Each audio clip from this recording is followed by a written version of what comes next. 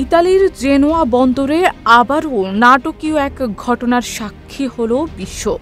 ৮ই August Saudi আরবের জাতীয় জাহাজ কোম্পানি বাহরির একটি জাহাজ এসে নোঙর করে ইতালির জেনোয়া বন্দরে। ওই জাহাজটির যাত্রাপথ ছিল যুক্তরাষ্ট্রের মেরিল্যান্ড থেকে এবং খবর পাওয়া যায় এতে ছিল অস্ত্র ও গোলাবারুদ, যা গোপনে ইসরায়েলে পাঠানোর কথা ছিল।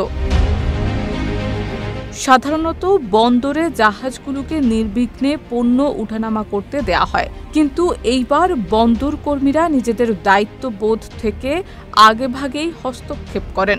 প্রায় ৪০ জন কর্মী জাহাজে প্রবেশ করে অস্ত্রের উপস্থিতি খুঁজে পান, যা তাদের যুদ্ধে সরাসরি সহায়তা করার অনৈক্য নীতির পরিপন্থী মনে হয়। সানবিট সব দিবে সামাল। সানবিট ম্যাজিক প্রেস ডিশওয়াশিং এর মাথা ঘোরানো সলিউশন। জেনোয়ার বন্দর শ্রমিক ইউনিয়নের নেতা জোসে নিভোই স্পষ্ট করে বলেন, আমরা যুদ্ধের সরঞ্জাম পরিবহন করতে সাহায্য করি না। এই ঘটনা সামনে আসার পর জেনোয়া বন্দরের কর্তৃপক্ষ অস্ত্র চোরাচালান রোধে একটি স্থায়ী পর্যবেক্ষক দল গঠনের প্রতিশ্রুতি দিয়েছেন। এর আগেও ২০১৯ সালে জেনোয়া বন্দরের কর্মীরা একইভাবে অস্ত্রবাহী একটি জাহাজ আটকিয়ে বলেছিলেন তারা যুদ্ধের সরঞ্জাম পরিবহন হতে বাধা দেবেন। অন্যদিকে সৌদি কোম্পানি বাহরি এই অভিযোগগুলো কঠোরভাবেই অস্বীকার করেছে।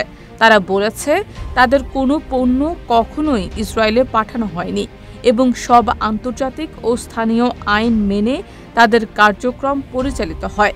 মিথ্যা অভিযোগের বিরুদ্ধে তারা আইনি ব্যবস্থা নেয়ার প্রস্তুতিও প্রকাশ করেছে।